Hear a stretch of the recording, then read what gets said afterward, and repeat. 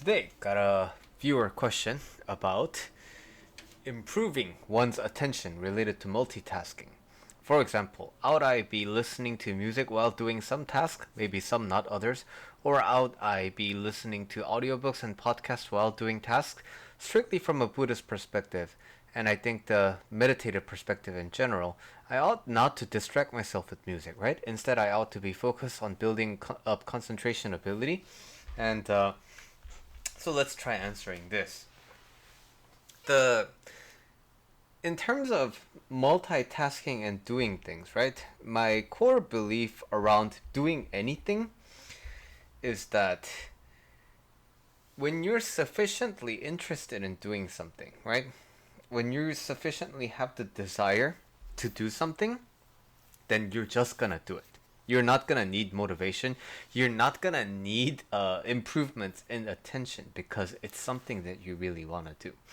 So, if you recall back into your life, there are things that you would have been consumed by at an early age. So, for example, I used to play a lot of games in my childhood, right?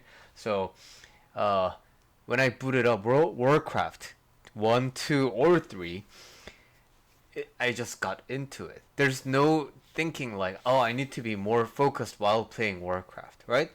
But when I'm trying to read a book, which is something I didn't really want to do when I was a student, then I keep thinking, oh, I need to be concentrating on this. I need to be doing this. Okay, why is that? It's because I don't want to, right?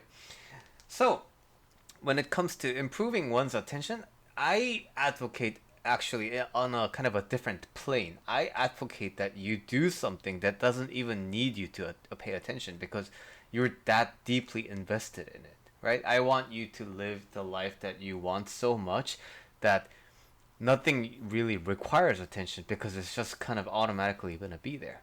So, now, with that said, there is a way of improving attention, right? But I just wanted to let you know the general opinion I have about doing things.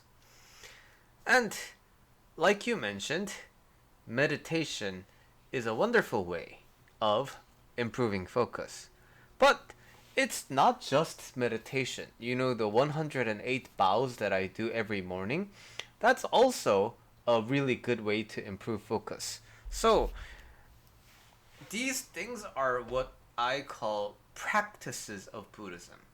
And practices of Buddhism have three criteria. Number one, it has to be challenging. It can't be too easy peasy. So suppose every day my practice is just like 10 bows, that's too easy. It doesn't give me any challenge. It doesn't make me face myself in the face of something like I don't want to do, right? That alertness when I come to meet my challenger, i.e. me, I can't be looking away from that challenge. I can't be far away from the challenge. The practice has to be challenging enough so that I'm engaged as I'm confronting it. Number two is that it has to be humanly possible, right? So, um, I can't bathe in boiling water. I'm gonna die. So the Buddhist monk Thich Quang Duc, who famously set himself on fire,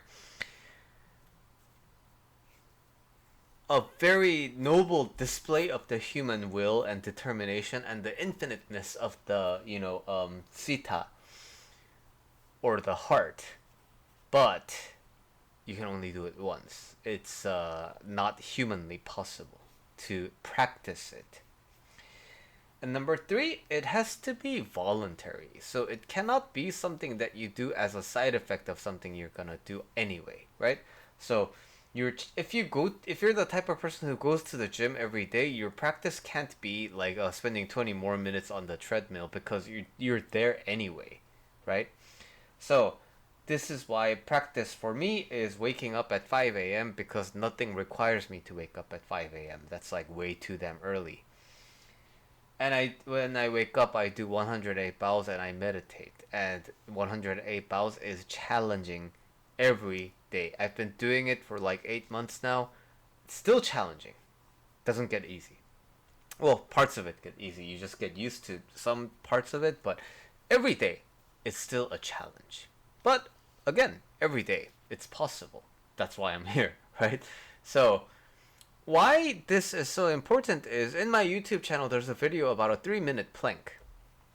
When you are engaging in these types of practices, you get to make a decision after a certain point, especially when things start to feel challenging. When things start to feel challenging, your instinct, your natural reaction to the challenge will be wanting to quit, wanting to stop, especially because it's voluntary and it's pointless almost. And you will be significantly wondering, why am I doing this? What's the point of this? So, doesn't matter what the reason is. You're gonna contemplate quitting. But you don't. You get yourself to do one more rep, regardless of whether a reason exists or not. Just do it. And the more the challenge goes on, the more your body and the more your mind will want you to stop. Again, doesn't matter what your mind thinks. You just go for one more rep. That's it. And this is a very abstract form of improving overall intent and focus. Why that is when you surf and you pay attention to your surfing practice, you become a good surfer. But it doesn't necessarily make you good at like other things, right? Like studying for the LSATs or whatever. But these Buddhist practices are so inherently pointless and it's such an abstract kind of an act that when you learn how to do these challenging pointless things, when things have a certain amount of a point in doing, you are going to be able to move yourself so fast and so well. Because why? Even when things are pointless, you fostered the ability to move forward with your life. That's the kind of the importance of the Buddhist acts.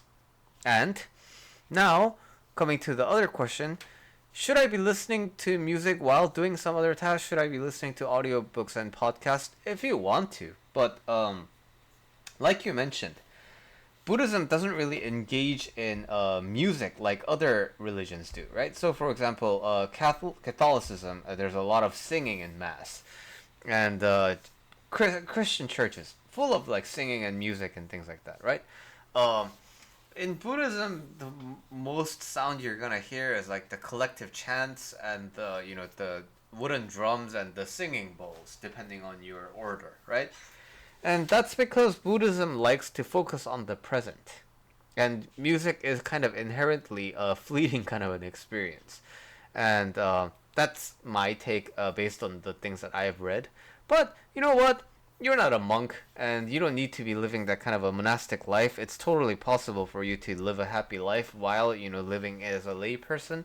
So, if you want to listen to music and it helps you focus, I'm not necessarily opposed to it.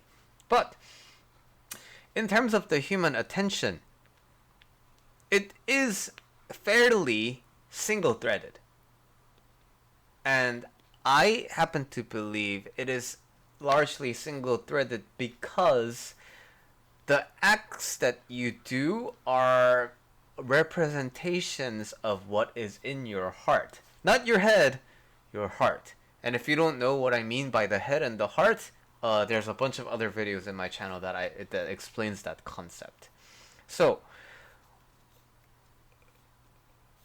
listening to audiobooks and podcasts, I think if you go back and forth and you're okay with that cost of context switching, I think that's something you can do, right?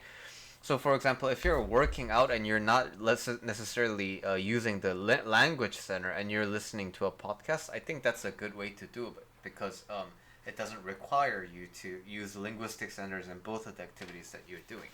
So, if you're strategic about it, you could multitask in that way. But I find that dedicating yourself to one thing at a time generally feels better for me. So if I'm thinking about work while I'm surfing, I would rather just work or I'd rather just surf. And if I'm my jiu-jitsu instructor, Jean-Jacques Machado, he always emphasizes when you're on the mat doing jiu-jitsu, you have to be just on the mat. You gotta leave your problems at the door, because otherwise, then what's the point of training, right? And so that is my opinion on how you improve your attention and how you get to doing things. Hope this helps, and I'll see you in the next video.